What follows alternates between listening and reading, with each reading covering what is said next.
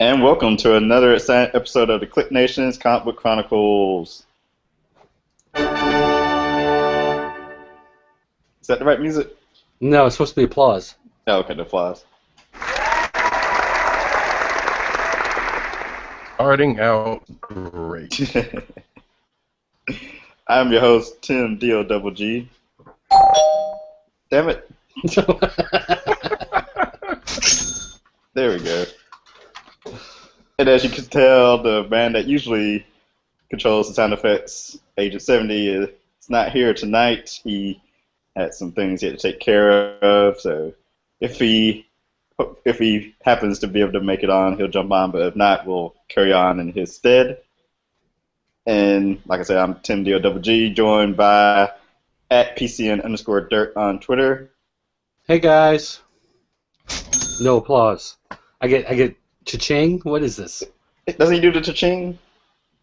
No, only when you plug your Applause. website. Oh, Yeah. so, But when okay, you introduce somebody, you give them applause. Gotcha. Worthless. I'm applauding myself. Mm-hmm. Great. Also, make sure to go check out his website, popculturenetwork.com. There you go. Now you're getting it. Yeah. And also, we have at RowdyCat on Twitter with us. Boo! Oh, me. Hey, everybody.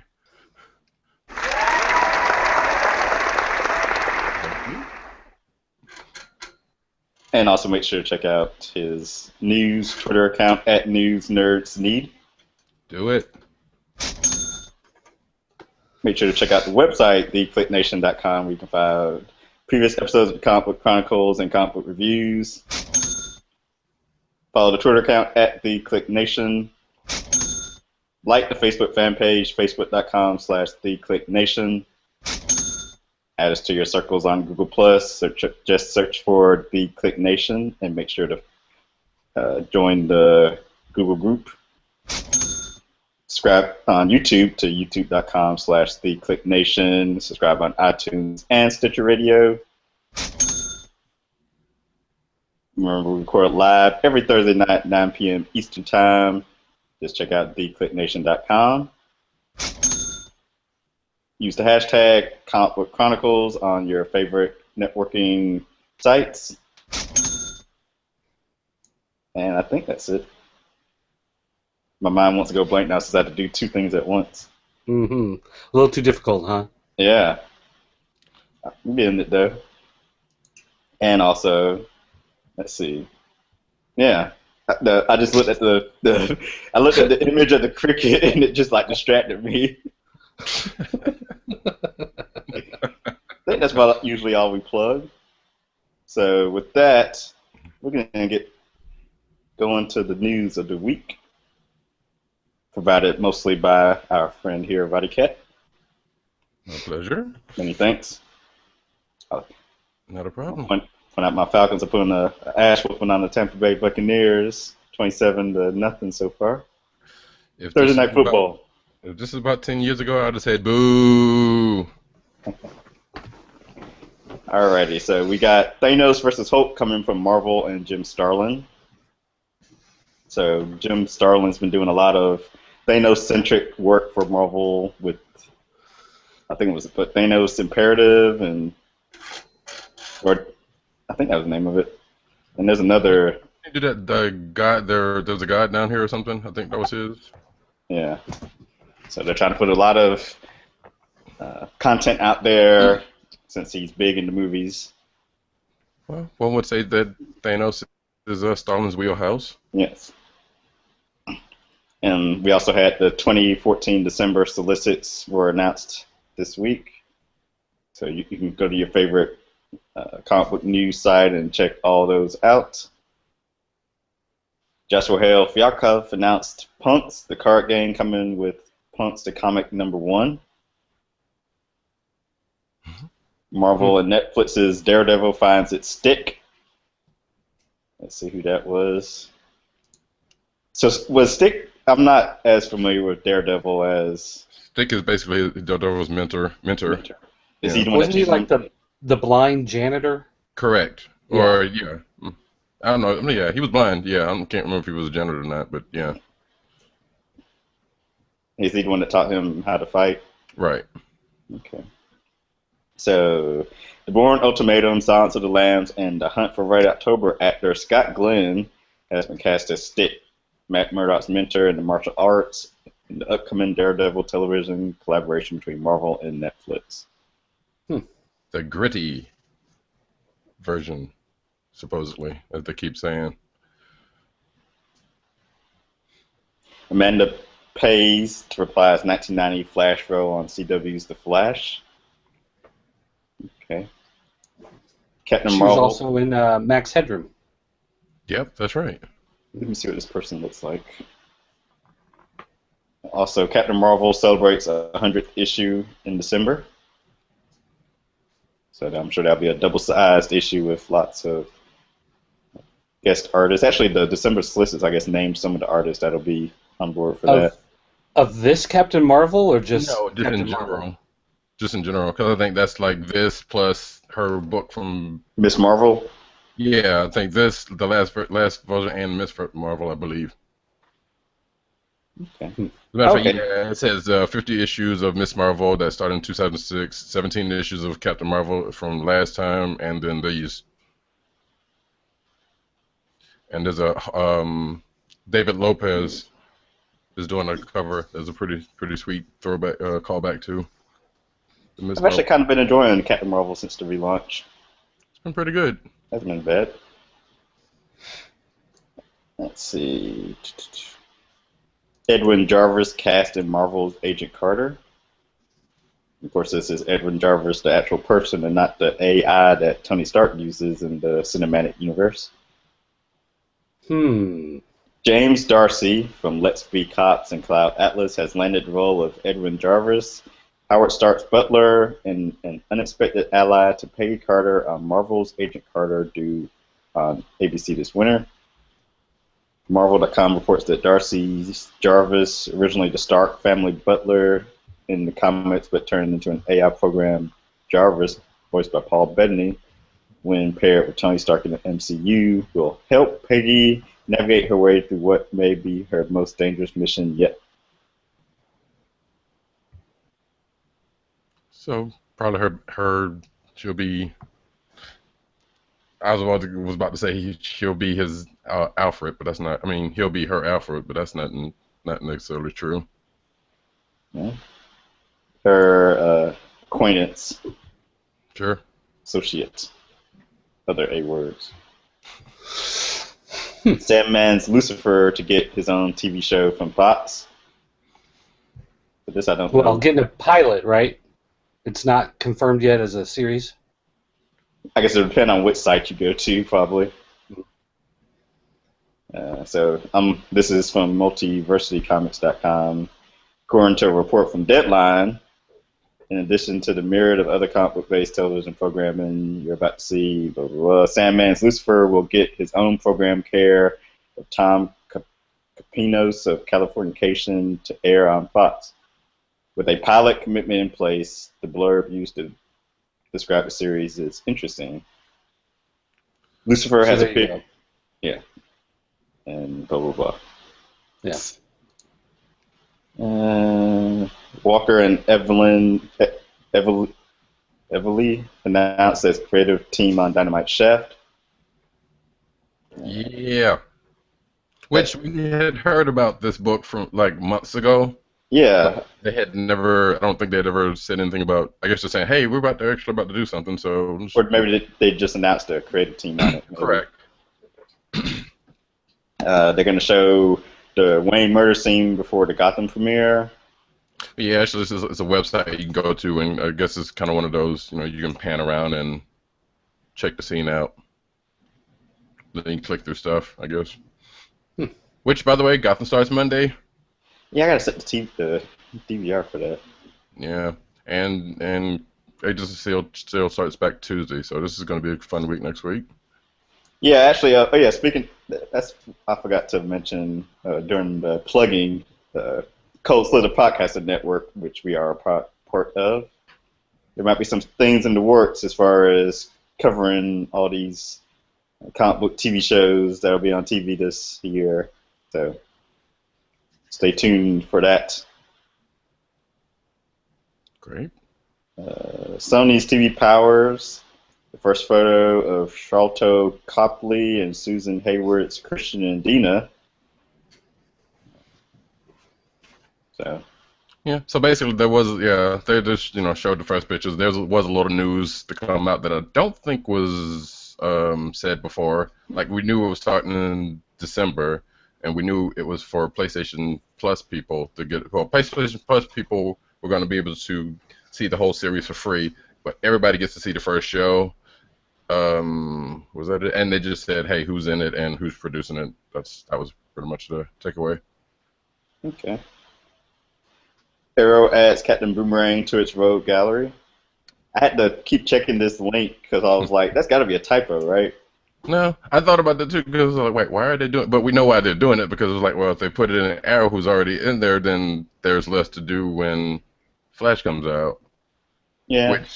Which I said on Twitter, it's like, that's kind of presumptuous, even though people who are going to be watching Arrow is probably going to be watching Flash. It's a pretty relatively safe assumption, but not one that you should probably already make. Yeah. I guess they maybe want to debut him on the more established show. Yeah. Well, like I said, it keeps him from having to do it on Flash, which will just be getting his legs. So. Marvel's Doctor Strange sets release date will shoot in the UK next year. So it's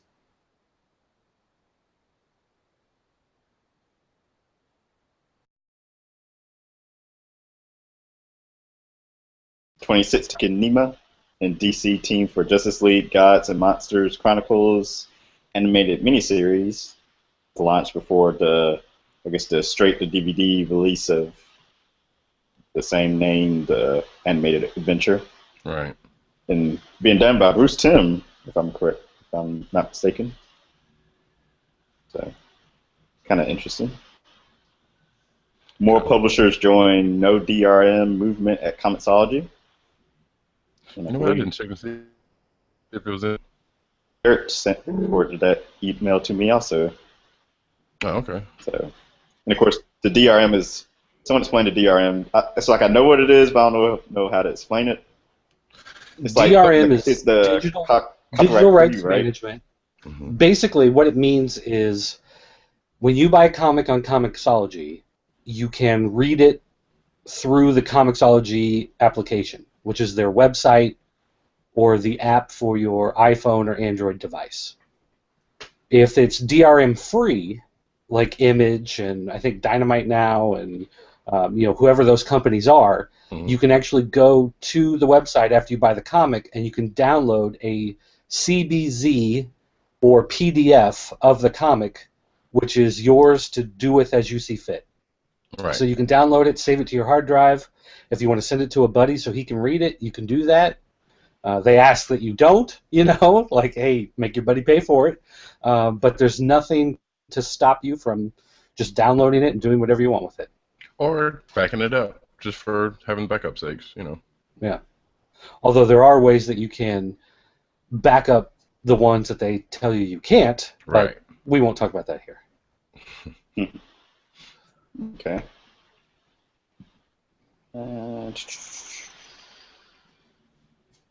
Okay, that's the same thing I said. Andy Tong teases the Zodiac Legacy from Disney and Stan Lee. Not sure what that is. It's some project that I guess because I feel like I've seen a little bit of this before, and the premise is relatively interesting. It's steeped in the Chinese zodiac, which means there's I was about to say, have you seen Jackie Chan Adventures? But that's probably not even nowhere near close. I mean, I have seen it, so. Yeah, let's just say there may be some slight similarities with outside of the Jackie Chan and maybe whatever else. So that's reductive. So it seemed like it's something that might be pretty cool though. November is Rocket Raccoon and Groot Variant Month, and Deadpool movie officially announced for 2016, and the Fantastic Four movie is rescheduled. I'm actually Wait, I going to never click. finished with Fantastic Four. I'm about to read you what it says now, because there's actually some just reshuffling of stuff. Hmm. Because also in this article it talks about the Assassin's Creed movie being put on hold for now, which has people worried that it may not even happen. Yeah, I Uh, was already there on that one. so yeah, Fox have decided to finally go ahead and make a Deadpool feature film, sliding it into the schedule for February 12th, 2016. Uh, that release date would mean, I'd imagine, that the film will go into production in early 2015. Meanwhile, Assassin's Creed has been bumped off its date and left blown in the breeze. That now empty 2015 will now go to Fantastic Four, moving back from June 19th. Don't read anything about the F4 movie in this decision. The simplest interpretation is that Fox see the August date as the best one on offer, and while they've got two to choose from now, they're pumped for the later one. That's kind of like the only one, because August is usually, well, it used to be a bad time, started to be a bad time for summer movies. I mean, Guardians kind of gaming, maybe it changed that a little bit, Yeah, I but was gonna say, I think Guardians changed that now. yeah. Just like with Cap, didn't Cap 2 come out at a different time than people would have originally guessed? No, I think wasn't it either earlier then, because it either came out in May? Okay, yeah, I'd say that was like April or yeah, it came out. That's what it is. It came out earlier Yeah. than people would have normally have thought. So like that set like a new precedent, and now I guess having stuff later, Yeah. no precedent. But that's our comic book news for the week. I should probably play a tune.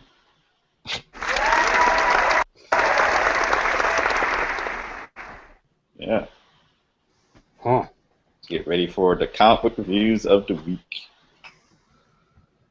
I will start first with the Avengers 35, which I reviewed on popculturenetwork.com and theclicknation.com.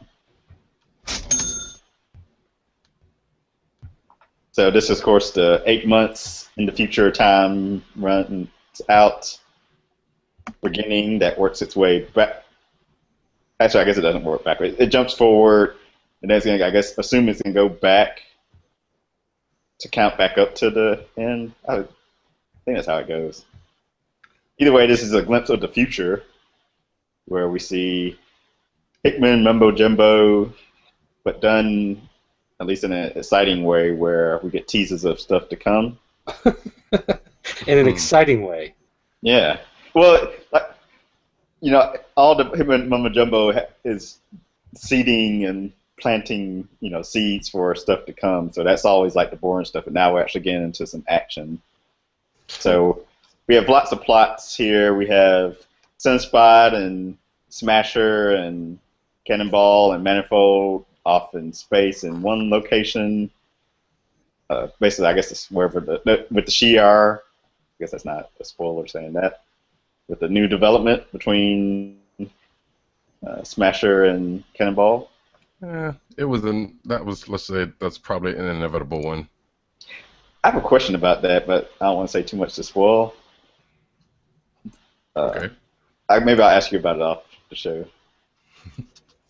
So we had that. We got to see It's Not Nilo and Abyss again, who we haven't seen in a while, trying to stop stars exploding, I think. Then we had Star, Brand, and Night Mask taking on some foes from the Infinity event, and a new occurrence taking place with Night Mask. We saw Hyperion, who I still don't like, in Savage Land with his kids. We have Rough and Tough, we have Mountain Man Hyperion because he's got a beard now. Mm-hmm. So him and Thor doing their bromance. And then the climax was involved Amadeus Cho breaking into the Avengers Tower to steal some information, and who takes off after him. in pursuit, and sort of reveal at the end. So I want to applaud the artwork we had Paco Medina, Nick Bradshaw, who actually I think that was his best work I've seen because I've never really been the biggest fan of his. Dustin Weaver and Jim Chong. So I enjoyed it. I gave it a 4 out of 5. I deducted a point. I would have gave it a 5 out of 5, but I deducted a point for something that I can't remember now. It'll come to me later. I don't know. My problem was I'm not a regular Avengers reader. You know, I've been reading New Avengers regularly, but not Avengers. So I sat down with this, and there was a lot of this I just didn't like. It didn't mean anything to me. You know, a lot of the stuff, and a lot of the characters I wasn't really clear on what was going on, what the deal was. Like, what's with this baby? I don't know. And these ex-Neely guys, like, I remember them being in the first couple issues of Avengers when it relaunched or whatever, but I haven't read anything since then, and it didn't do anything to really kind of explain them or give them any sort of context. You know, I felt this was supposed to be, you know, a jump-on point for new readers, but it didn't really go out of its way to explain much or to give you the background you really needed to understand a lot of the stuff that was going on. You just kind of, you know, kind of roll with it. The one thing I did like was AIM becoming a benevolent organization now. Just all you have to do is get different management in charge, and the people are actually pretty nice, and they're just smart guys that want to work on technology. I thought that was an interesting. That's a trope that happens, and we'll see again. It makes me actually interested in AIM because I've always said on the show many times I don't care about AIM no matter how much Marvel tries to prop them up and give them bigger status. Interesting. And I did remember what I did the point for. So that nice cover that Dirt is displaying right now for us. How many people? How many of those people actually appeared in the book? Hey, look. 2. Sometimes covers have to be changed. The covers have to be changed. Sometimes they have to just bring it to the table. You know. Let's not look at this. Technically, 3 of those people appeared. 1 actually spoke, and the other 2 were shown in a different way. I'll say that. I was like, one would Although argue. I think it's interesting that here's Falcon as Captain America right here on the cover before that's actually happened in his book. Well, same with Superior Iron Man. Well, I would say same with Havoc, except for you see him in another book, except for not necessarily like that. That's actually Superior Iron Man. What? This over here, that's Iron Man. Well, damn. Don't worry. The very first time I saw that image, I thought it was Havoc too. But Thor appears just like this in the book. You know, you see him just like this in the book. Steve Rogers has appeared this way in his book and in She-Hulk. Hulk, of course. I mean, he's Hulk, but and you see Tony Stark in here. So, but here's Falcon as Captain America, mostly in silhouette. You can't really make it out, but that's him in the Captain America suit. He's got the shield. You know, there's the spot right there for the star and everything, but yet that hasn't happened yet. In the future. I guess. Yeah. So you were saying that this book was a jumping on point, and I didn't get that. Now, granted, I'm just skimming it, and haven't read it yet. No, it's supposed to be a jumping on point. I can tell you because Marvel doubled the orders. I forget exactly how it worked out, they just doubled your order, which is what our store got.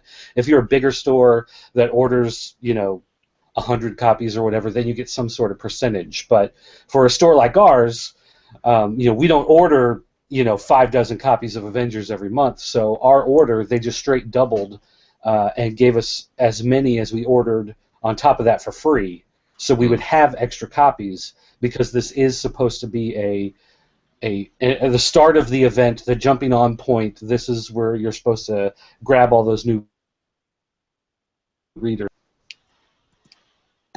Gotcha. Because yeah, from me skimming through it, I was like, yeah, there's not much in here that you didn't already have to be. You kind of had to already be there to see some of that. And even in the one case, I'm thinking Tim might have a question about. Even seems rather not odd, but soon, I guess. I don't know. There seems to be a time difference that's kind of off. I don't know what I can't really say, don't know what specifically has the question about, but yeah, this if they just basically took it from where it was like, hey, these people were progressing to this point, so we'll put them here. Whether it actually comes to pass, I guess that's the case. I was about to say there is no real jumping on point when it comes to a Hickman book. Oh, that was the other thing I was gonna say. You were saying something about the boring parts, and it was like sometimes it's the boring parts that's kind of you have to those the ones to pay attention to because that's the stuff that gets fed back into later to make the action parts. But that's those are Yeah. actually the good parts to me. So, yeah. Anyone want to suggest a book next? Um, Avengers World, I guess. I'm trying to think about what actually happened. This is basically the continuation of, hey, Madripoor's on the top of a dragon. We get introduced to basically the Asian version of Shield, and they enter the fight properly. And this is pretty much the story of this is kind of going backwards into how they got into their formation, which kind of seems a little bit familiar, actually. Um, if you think about the way the Ultimate Avengers, were formed, kind of seems like it's to that point. But it was decent reading. At the end, I'm kind of looking forward to the next issue based on the end of the book. Even though I wish the art was better on this. Yeah, it does have it has its moments, but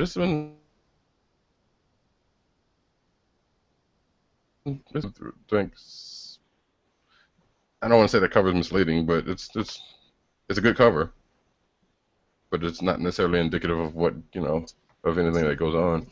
Speaking of covers, I want to applaud Marvel on their cover work they have. Even though, of course, it's always a different cover artist and who's actually doing the inside art, but regardless, they have some awesome. Going through the solicits, you always see the cover, so I'm always paying attention. You just reminded me. I think Mark Brooks has a book of his work coming out, and I totally forgot to pre-order it. Who does? Mark Brooks. Oh yeah. It's basically the same books he's been selling at cons lately. But he was just like, well, he said if you couldn't make specifically Comic-Con, if you couldn't make that, then hey, pay $40 and get this or whatever. And I totally forgot to do it because I love the stuff on the Fearless Defenders, and other places. Yeah, Deadpool. He does some good Deadpool covers. All right. Anyone? Never mind. I was about to say that anyone read Multiversity, but I'm pretty sure no. Nope. Trying to think of some DC books. Anyone Well, read? did you read Multiversity? No. Oh. I haven't even finished that first issue, and I probably won't. Yeah, based on what y'all said about it the other time, it wasn't. I'm probably gonna read it at some point, but it's not one that's on. It's on the long list. I'll probably sit down at some point this weekend and just. But I went back over the first one, and there's just so much stuff that he tries to pack in there, and so many references to different things, and characters kind of tossed in the background that are, just references to other stuff that's playing a role in whatever story. It gets to the point where you have to spend half the time on Wikipedia looking stuff up while you're sitting there reading the book in order to get everything that he's trying to say, and it's just tiring. It's like it feels like you're doing homework. Yeah, but you're doing homework to read the book. Yeah, I don't want to have to do a research paper in order to understand what Grant Morrison is writing in a comic book. Just, this is the easiest. It's parallel universes. You have an evil Superman show up. You have an evil Batman. Just, have Dr. Fate in this world die and have Dr. Fate from another planet take his place. I mean, just, there's so many just easy, kind of comic book tropes that you can use, but just update them. Make them new, make them your own. But instead, it's every book. It's just you need like a second issue to go with it that is just reference material, just pages and pages of text and diagrams, and that's just it's too much. It's not fun. It's not entertaining. It's just work and bleh. From what I understand, Grant Morrison is not like I said, not the easiest. I'm not sure, but he gets kind of weird if I'm not mistaken. Would that be correct? Yeah, I mean, he definitely does. And sometimes it's fine. Like sometimes I don't have a problem with it. Like when he did Batman R.I.P. And Batman gets attacked and he's psychologically broken down, and this other personality within him takes over, and he appears in this funky. He had that purple and yellow suit, and it was actually a character from a 70s comic that he kind of brought back and he incorporated it in, but it made sense in the context of the story that he had this like alternate persona embedded in his mind that should he ever have a mental breakdown, this other more primal personality would take over and just give him the instinct to survive. That type of thing. You're referencing something that's old, but it doesn't matter if you don't know what that old reference is, but it's just there. Because, hey, it's kind of fun. Like, what is this kooky thing? Oh, look, that really existed in the 70s. How weird. But what he's doing in Multiversity is he's doing too much of this stuff where, like in the first issue, there's the landlord knocking on the door trying to get the rent because this is part of the life cycle, the circle of life, the way beings interact, the way living organisms have to deal with one another, and that's playing into the theme of what's going to happen later when these beings from the other universe come through, and it's like that is way too esoteric and way too you're pulling too far. If I'm supposed to be getting that type of reference, from the opening panel of showing a hand knocking on the door to this great philosophy about life and death and how we have to interact with each other, then that's going too far. Like it's time to pull it back a little bit, rein it back in, and make it a little more enjoyable. So I do plan at some point at least sitting down and giving this the once through.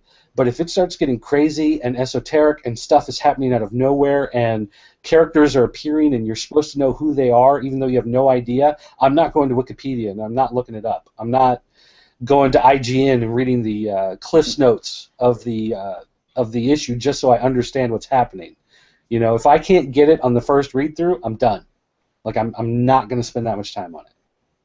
Yeah, I tried all that prepping for the first issue. It's just not worth it. Yep. Comics should be fun. Exactly. All right, let's see. Something else to mention. Well, Another fun. Actually, yeah, go ahead. I did read the Future's End, New 52, and I am still enjoying the series. This cover is a little misleading, but something somewhat similar does happen on the inside, so take that with you when you go to read it. As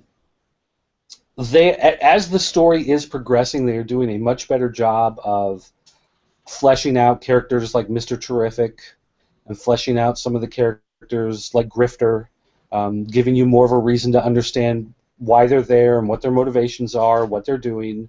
They're pulling guys like Tim Drake back in. They're showing what's happening with certain characters like Superman and Batman, so you can understand what's going on in that part of the DC universe. So it has hit that stride now where it is a lot of fun. The one thing I will say is that in the Earth 2, I believe it was, Future's End book from last week, there was kind of a spoiler, but since it's last week, I'll go ahead and say it on here. When you're reading this, there is a girl named 50 Sue who's like this little, I don't know, she's 8 or 10 or whatever, and she's got these just super massive powers and abilities. She can pretty much do anything that she thinks of, and it just happens. And they basically say that she is Darkseid's daughter. So if you remember, in the whole reason in the New 52 in Justice League 1, the whole reason the team came together in the first place was because Darkseid was attacking. And the reason why he was attacking was because he was searching for his daughter. And then in the Vibe miniseries, it was supposed to be an ongoing, but it became a miniseries. They showed that they had Darkseid's daughter locked up. I forget where it was. It was one of the government agencies. Had her locked up, and they were trying to keep it a secret from Darkseid. But you never saw her, and you never knew, who she is or what she did or anything like that. But in the Earth 2 Futures End book, they basically, it's like a reference. It's like two characters just kind of having a conversation, and they just kind of throw out there the fact that that's Darkseid's daughter. So now you kind of understand who she is, you understand what's coming, you understand how these different threads of things happening in the New 52 are starting to tie together. So I think that really helps to make it a lot more interesting. So when DC and Marvel does that crossover, and Thanos' son meets Darkseid's daughter, we don't know why. And then they'll fall in love. Exactly. Okay. I guess I totally forgot about the whole Darkseid's daughter. Yeah, that was supposedly the whole reason why he attacked Earth 2 and he killed the Batman, Superman, Wonder Woman of that world, and that's why he attacked our Earth and the beginning of Justice League there at the launch of the New 52. It was all trying to track down his daughter. So now here she is. So this is obviously leading to something. Interesting. Okay. I was going to bring up Hulk number 6. So this is part 2 of Mega Hulk, where Hulk, aka Doc Green, after he's got improved brain capacity, I guess you could say, from Extremis, is going around and trying to rid the world of other gamma radiated individuals. And he starts with his good friend, what's his name? It's A-Bomb, but I forget. Rick Jones. Yeah, Rick Jones. So, which he's successful, of course, because you got to start with somebody. And Mark Bagley's still on art, and Jerry Duggan from the writing. I like how witty. I like intelligent Hulk. I never read any of the previous Hulks, so I missed back when he was intelligent or gray. So seeing him be able to form sentences and verbally spar with people and there's another Hulk he's going after next issue, so that should be fun to watch. And that's about it. Okay.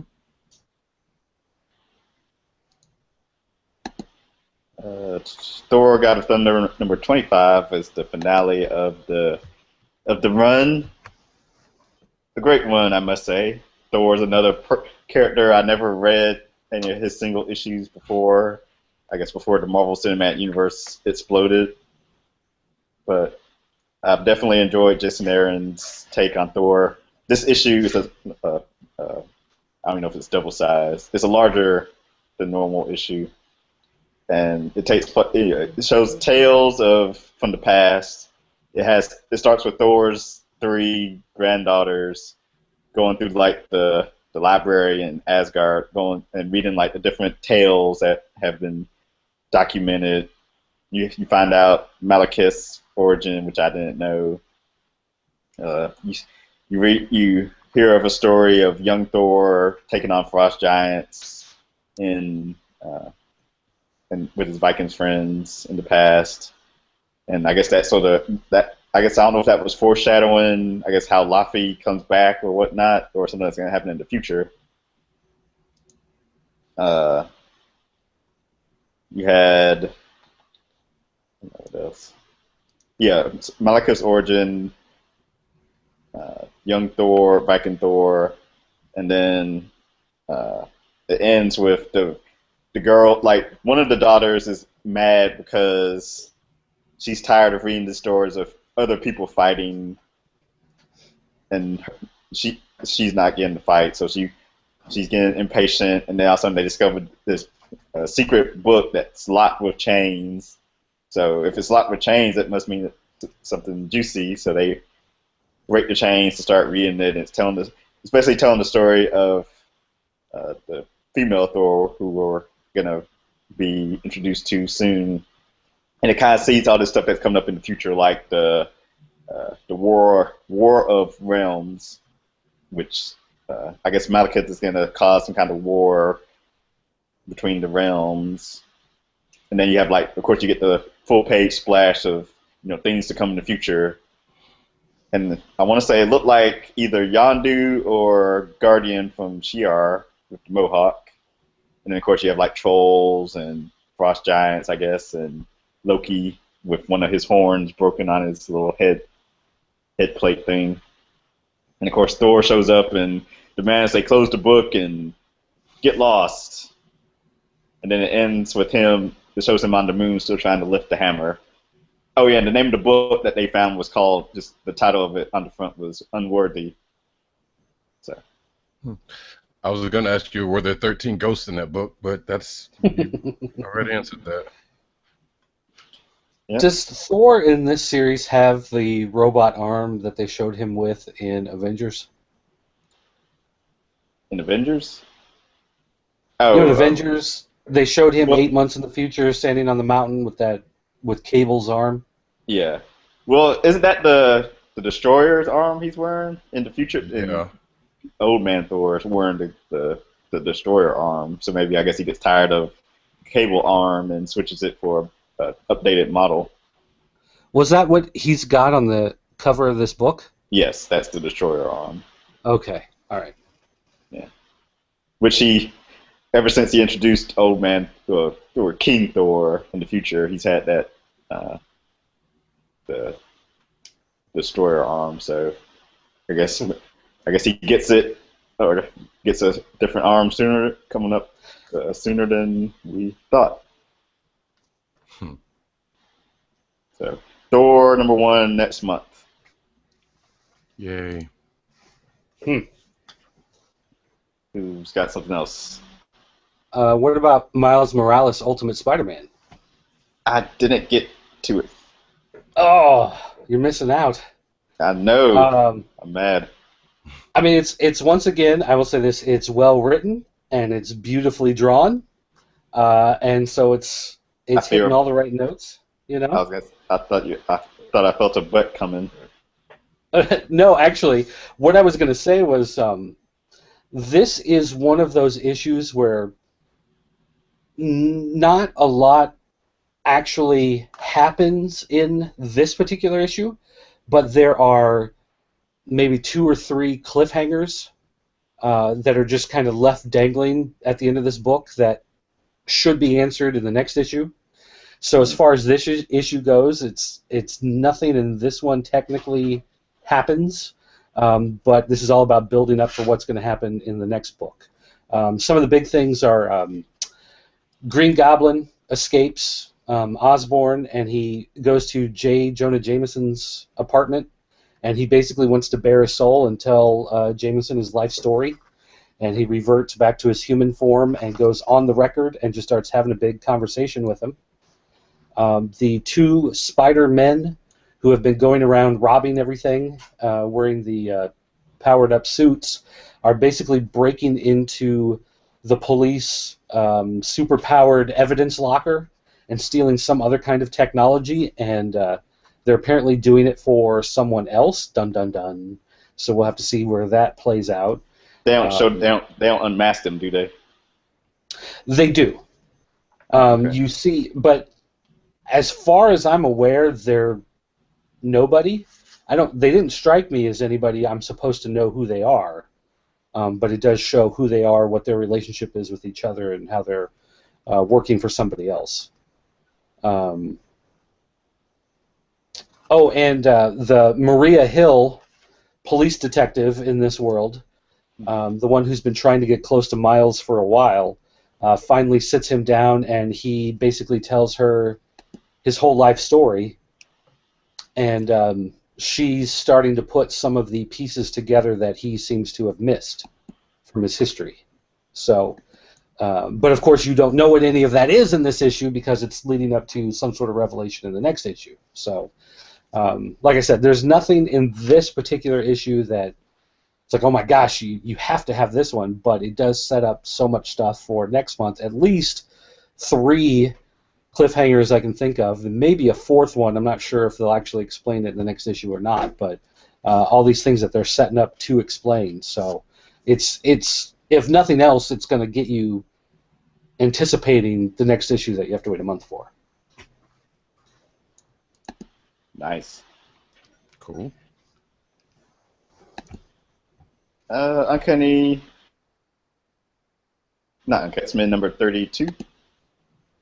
So, since staying on the Ultimate Kick, so the original X-Men and X-23 are teleported to the Ultimate Universe, and they're all scattered around in different areas. You have Angel in the Savage Land. You have Iceman with Mole Man, I guess his name is. Mm-hmm. Beast and Varia, Miles Morales, X-23 at a football game, I think. Yeah. I think that's everybody. So the only scenes of consequence are Jean Grey and Miles interacting. So I guess it's kind of nice to see the Ultimate X-Men used again, since they don't have an ongoing series in the Ultimate Universe right now. People like myself have forgotten about them. Although again, it's making it look more and more like the Ultimate Universe is getting ready to implode, and characters like Miles Morales are going to make it to the regular Marvel Universe, and Ultimate is going to go away. So basically, they just didn't do it when people thought they were going to do it. Is what you're saying. Right. They're going to do it on our timetable. Yeah. which was going to be a question, which is already, I guess, is rhetorical at this point. But it was like, so that whole no crossover between 616 and Ultimate thing is pretty much dead at this point. Yeah, well, they basically said, was it Joe Quesada, I think, basically said that the day that Peter Parker and Miles Morales meet, you'll know that we have no more creative energy left, or something like that. And then, of course, they did a 4-issue crossover. Mm-hmm. And it's just one of those things where they didn't want those two universes touching because they were supposed to be reaching out to two different, and the success of the movies was reflected. That universe, the movie universe, cinematic, was much more reflective of what was going on in Ultimate than what was going on in 616. So they started morphing 616 to be more like the movies. So then Ultimate just kind of had to get weird and just go far out and just completely wild, and it just kind of, I think it just alienated a lot of people. So now the Ultimate line has gone from being the cutting-edge book that all the younger teen readers want to read to now being the people who are reading it like me out of loyalty because they enjoyed seeing those characters, for a stretch, and now it looks like they're just kind of peeling things away until they can get rid of the Ultimate and just make the Marvel Universe the universe again, Which, you say that, and there was a Newsarama article just a few minutes ago saying how much, basically it's link bait, but 14 ways that the movies changed the comics. So if you're inclined, go check it out. Yeah, well, and of course, the easiest thing, the one that it all germinated from was the fact that in the Ultimate Universe, Nick Fury was drawn to look like Samuel Jackson. Right. So then, of course, when they did the movies and they made Samuel Jackson Nick Fury, then now suddenly they had to change the 616 Nick Fury to be a young black guy with an eye patch to look kind of like Samuel Jackson in the main Marvel universe. So then, like, what makes the Ultimate Universe special now? You know, it's like all the things that made it kind of different and special, like the X-Men, you know, splitting apart and one of them kind of going rogue and all of that's happening with Cyclops and you know the Jean Grey school versus the Charles Xavier school, like that type of thing happened in the Ultimate Universe a couple years ago. You know, Oh, it it's did? all of that type of stuff is what's going on in the regular Marvel universe. We hadn't seen Nick Fury Jr. in a minute, unless he's in Secret or something. I'm not reading, but yeah, he's in Secret Avengers. Regular, yeah. And he'll probably be in that Shield solo Shield book that I won't be reading. I'll read it. I don't care about Shield. And so Shield is also your aim, is what you're saying? Yeah, okay. I'd read Secret Avengers if I want to read about Shield-ish things. Wish the book luck, though. The only book I read was Uncanny Avengers, and it kind of it's the March to Axis. Yeah. Havoc and Scarlet Witch and Rogue are captured by Red Skull's S-Men, and they went into Magneto, who was captured, or he went to Genosha in his solo book and got caught. And Havoc is disfigured from his fight with Kang in previous arc. Right. And yeah, Rogue and Scarlet Witch kind of come to an understanding, and blah blah blah. It was a little bit of, like you said, it was just basically, hey, Axis is coming up, so here we go. It kind of had shades of it almost started to have slight shades of Extinction Agenda. I guess that was the one where people got swept up to Genosha. But there's not so much. It was just like, hey, when it kind of dropped off, I was like, wow, they just went from here to there real quick, and then it seemed like it. So I guess you got to read Magneto to see what he's doing on that one. And even the Magneto one, it's like Magneto went from like his whatever story he was involved with ended, and then all of a sudden it jumped straight to him like finding out about the concentration camps in Genosha and going straight there. I'm like, whoa, when did all this happen? Right. It's like, well, he got caught somewhere, so I'm wondering. I guess that's going to come out in his book or something. Well, yeah, it was in last week's Magneto. Was it? Okay. Yeah, but it's like he was fighting his war against people hunting down mutants in his solo book, and then last week's book jumped straight to him investigating the stuff with the S-Men and Red Skull. It's like, how do you even find out about it? You know, you hear things. He's got a network. You hear things. Word on the street, dude. Yeah, you know. He's roughed up somebody who's talked, you know. All right. Any other books? Yeah, let me grab a couple here. Let me see here if I can get this moving correctly without freaking out on me. No, I cannot. It's going to freak out on me. All right. It seems to be scrolling. Yeah. At least on our side. Yeah. It's kind of is, but then it keeps kind of going out here. I'm going to escape from this for a second. All right.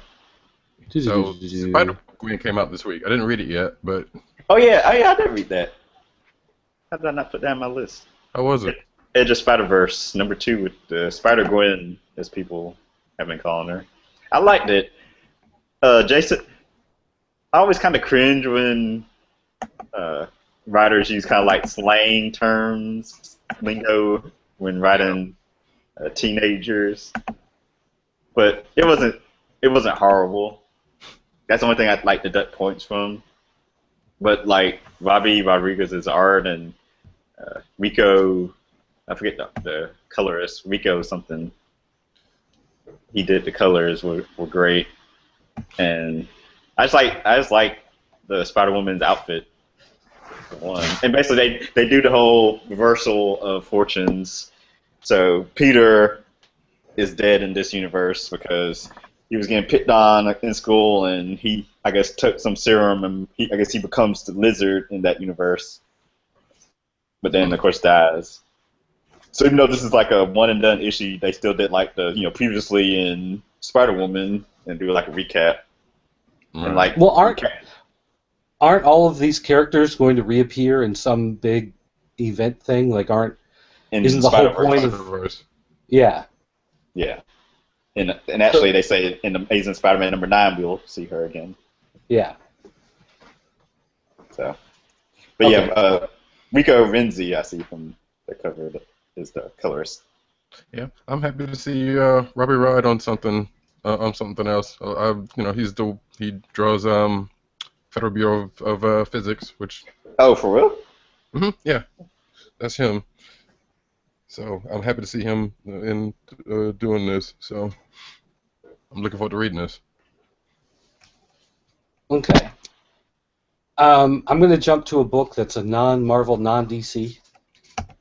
It's called Slaughter Lake, and this is from what is it called? Mush Face Comics, and this is a 99-cent Comixology release. And Halloween is a little over a month away, and the weather has been getting cooler. So, the past couple weeks I've been getting kind of back into my horror movies. I was just watching Friday the 13th Part 3 the other day, and Sci-Fi has been showing Friday the 13th 1, 2, and 3 on TV, and Halloween got a big re-release last year that I'm going to sit down and watch again. But anyway, this is set in cheesy 80s slasher movie universe. And there's basically a place called Laughter Lake, which, of course, if you add an S in front of laughter, it becomes slaughter. And there's this guy named Mason who went insane, had a messed up face, had to wear a catcher's mask to cover up his horrendous face, has been in a mental institution, and escapes and goes back to the campground where he was conceived and born. And, of course, it just so happens there's a whole bunch of camp counselors in training who are there to make out and smoke weed and goof off just as this maniac is arriving. And it's funny because the book opens and the first page is a letter to the reader, an introduction written by Lloyd Kaufman from Troma, who did Toxic Avenger and Surf Nazis Must Die and all those type of direct-to-video movies. So it's legit. And, yeah, and he's just like, this is, if you're a fan of any of that type of stuff, this is the type of book you need to read. And it is like, it's humor, it's funny, because it's obviously making fun of itself, it's making fun of the genre. You've got a guy named Mason wearing a catcher's mask, obviously it's tying into Friday the 13th and that kind of stuff, but it's Halloween because it's mental institution and the doctor is there trying to convince everybody that this monster's coming. But at the same time, it is really gory. There's people getting shovels to the face that are splitting them in half. People getting their brains ripped out, heads getting squished, and eyeballs popping out, and all of that type of stuff that you'd expect in a slasher movie, a gorehead movie from the 80s. And it's well done. The artwork is kind of a stylized, cartoony type style, where it's obviously, again, not taking itself too seriously, but it is nicely detailed. There's nice textures. The layouts are nice. It actually looks professionally done. Considering it's from a company you've never heard of called Mush Face Comics, it's actually really, really good. And again, this is a 99-cent Comixology release, so it's a cheap thing that you can buy and throw in there. But like I said, I'm in the mood for this right now, and I've been watching the Friday the 13th and stuff. So seeing this and reading through this, it was the perfect thing to have as we're up in Halloween, and it's just a great. On the one hand, it's a send up and a spoof of the 80s horror movies, but at the same time, it's also like a celebration and an homage to those. So if you're any type of fan of those types of books, it's definitely worth checking out. And clearly well timed. Yes, definitely. Wait, no burn victims with evil knife hands. No, but maybe that'll come in the sequel. Mm.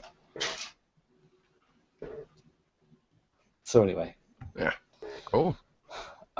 Well, are we ready to do some quick rundowns of stuff? I've gone through all the books I've read, so And so have I.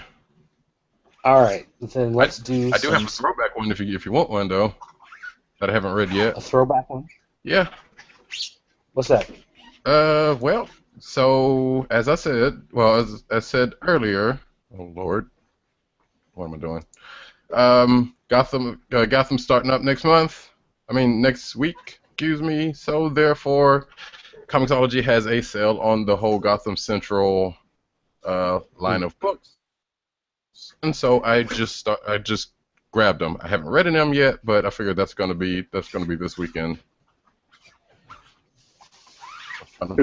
How was it?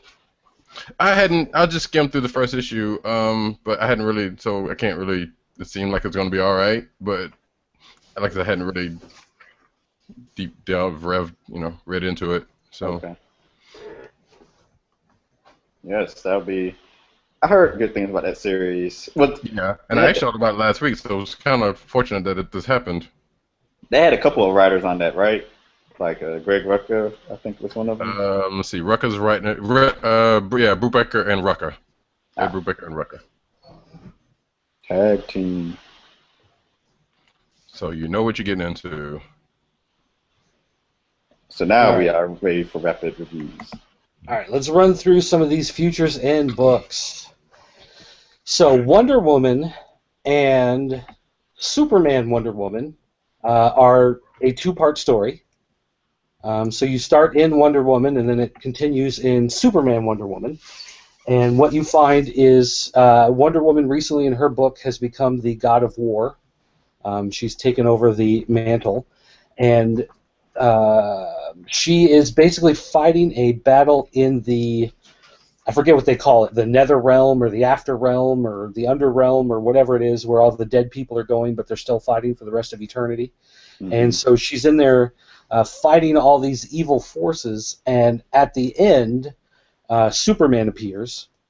And so that leads into the Superman Wonder Woman. And basically Superman has come from basically the past to the future to go into this hell world to find Wonder Woman.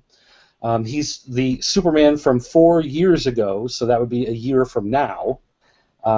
He's brought in because the Superman of Future's End is, hiding in Africa in the desert, whatever. And so he leads her out of this realm only to find that she's been hoodwinked the entire time. She was never actually in this area. Someone has been invading Amazon, whatever the island is, the island of the Amazons. Yes, there you go. And so she's been hoodwinked the entire time. She's been enchanted, so she thought she was fighting these evil monsters, but in fact she was fighting some of her own people and some of the defenders of the realm, whatever, being kept busy while this invading force was getting ready to hit the island. And so she has to reconcile the fact that she's the god of war and she's getting ready to fight this giant war battle, but she's war-worn. She's been fighting this battle as the god of war for so long that she's tired of it. She doesn't want to do it anymore. She thinks it's all futile, and so she has to come to some sort of character revelation. The story itself, it's the same thing we're seeing in a lot of these Futures End books. The story is actually a decent story. If you want to sit down and read Wonder Woman and Superman Wonder Woman together, it reads almost like a standalone graphic novel, prestige format book. It's a good story, but it doesn't tie into anything else that's going on. So if you're reading Futures End, this really has nothing to do with anything else that's going on in Futures End.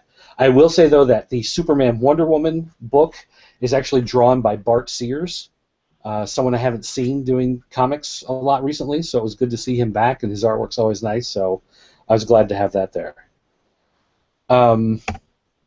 We have the Batman and Robin Futures End, and this is, Batman, of course, is beaten up, he's older, he's having a hard time keeping the battle going, and he's got a new Robin, and his new Robin is actually the character that you saw in Zero Year, the kid who was doing all the crossword puzzles all the time, trying to get smart enough to defeat the Riddler. He is actually the Robin in this future. And the guy who you see here on the cover, I can't think of what his name is. He's the guy who killed Damien. Yes, Heretic. He has reappeared. And so Batman's trying to figure out if this is the same guy who killed Damien, if this is another clone of Damien, if this is a clone of that guy, what's going on. But he's afraid to bring the new Robin into this battle because, of course, he doesn't want to lose another Robin. And so you've got this whole situation where Alfred is trying to keep Robin busy and keep him away from this battle so he doesn't get involved because Batman's afraid of losing him. Again, doesn't really tie into anything else happening in Future's End, but it does fit with the story that's been going on in Batman and Robin, with the whole Robin Rises and the story with Heretic and everything. Like it is a nice tie-in to that story. So it kind of feels like if they do an annual, then they do one of those kind of random 5 years in the future type annual. It fits along that kind of track there, but not really anything that fits in Future's End. So it's a little disappointing as far as that goes. Let's see here. I made the mistake of reading the Trinity of Sin Pandora, which I understood very little of it because it's actually written as a continuation of the regular series, and I haven't been reading the regular series, so I was really lost on a lot of it, and it doesn't back up much of it.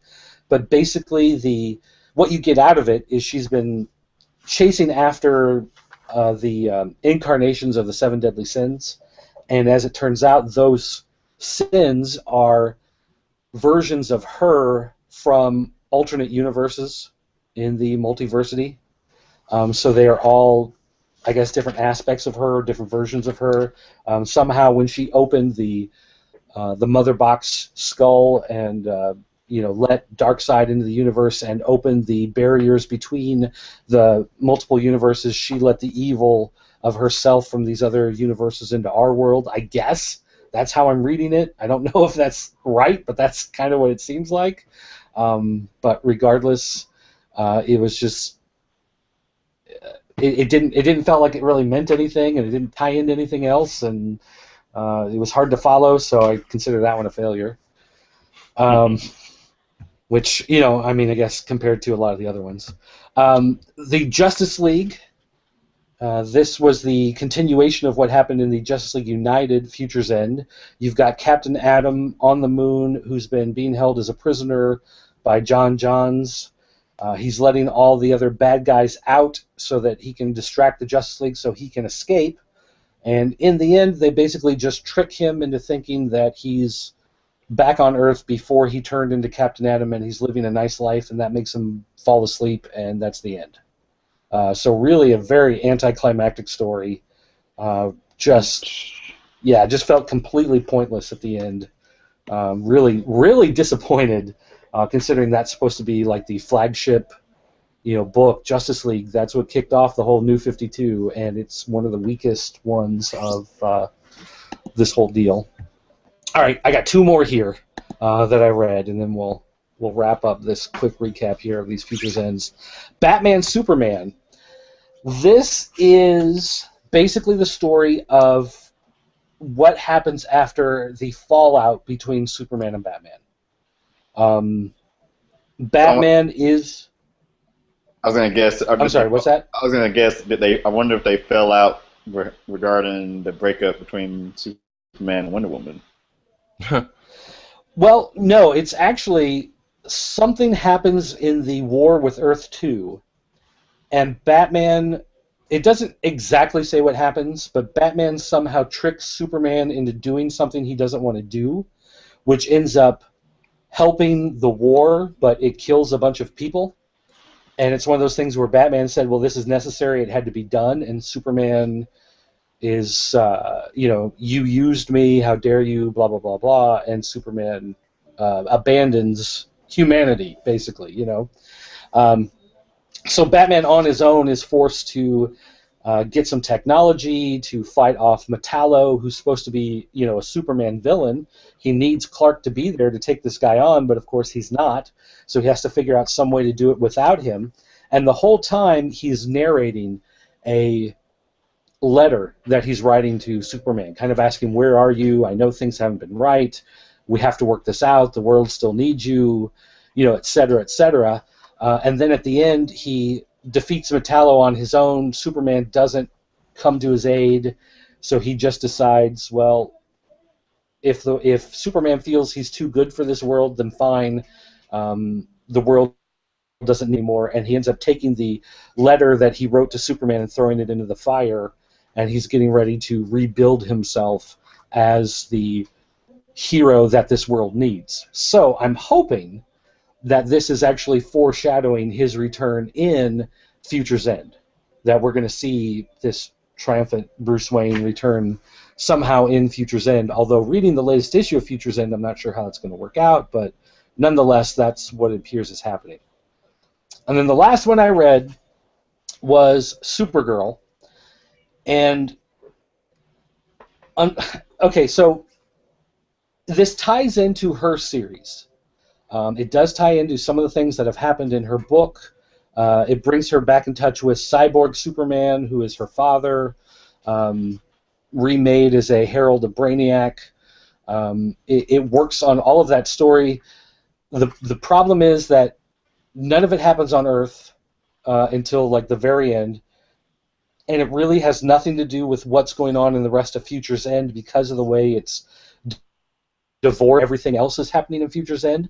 So you can kind of tell it's set in the same world, but it doesn't interact. It doesn't have anything to do with any of that. She's been in outer space, so she hasn't been any part of what's been going on in Future's End. So I don't know if this is supposed to mark her return to the DC universe, so she will appear now in Future's End.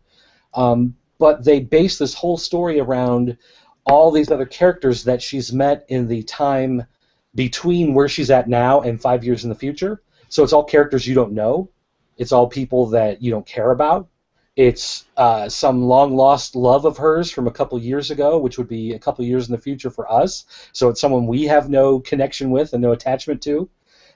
So it kind of, you know, fails on that end where it's bringing in these characters that we don't know anything about, but we're supposed to care about.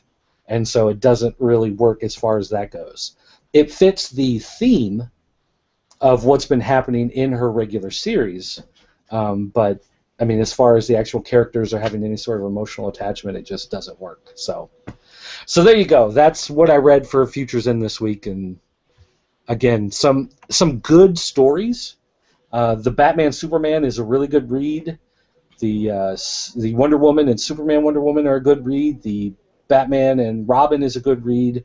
The rest of it, you can just pretty much never worry about ever again. Cool. Those holograms play really well at stills, except for at night. Did you say your click of the week? Oh, me or Dirt? Dirt. No, I have not. Okay. I'll give mine first. I'm going with Avengers 35. Okay. You know, I might have to co-sign that one. Okay. Even though, because I've pretty much just skimmed that one, and I've actually read the other two, and the other two were really, they were alright, but so.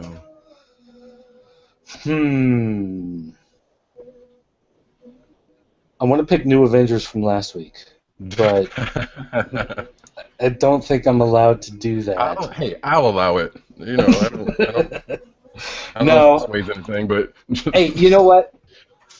Looking at what I read this week and what resonated with me, I am going to do my click of the week as, if I can get back to it. Come on, go back. There you go. Slaughter Lake. Slaughter Lake. That's going to be my pick for this week because I really did enjoy it. You know, when I'm thinking about books like Multiversity and everything out there that is trying so hard and seems to be failing, all these Futures End books I was looking forward to, and none of them are really panning out as well as I hoped. Getting a book like this that comes out of nowhere and is just so much fun and just hits all the right notes, and it's making fun of what it's doing but being respectful of it at the same time. I just got to go with it. So that's my pick. Nice. Nice. Yes. All right. That should wrap up tonight's episode of Comic Chronicles. I want to thank those watching live or on the audio or video replay. Make sure to follow us on our Twitter accounts. I'm at TimDOGG98 and at the KLIQ Nation. Dirt is at PCN_Dirt. And go to his website, popculturenetwork.com. Yes, indeed. Roddy Cat is at Roddy Cat and at News Nerds Need. And Agent 70, who is not here tonight, he is at Agent_70. Oh, and he's sent his email what his click of the week is. But just remembered, pull that up. Is it Avengers? Yeah, it's Avengers 35 because it's so full of Hickman mumbo jumbo goodness. Boom. All right. Another thing. So, we'll be back live next Thursday night, 9 p.m. Eastern Time. And with that, we are the Comic Chronicles, and we are signing off. Oh, yeah, so... The applause. You got the applause and stuff? There it is. Gotham Destiny to Infinity to 2.0 next week. What was that? Gotham and the yeah. Infinity 2.0. Maybe something Yes. like that. Peace.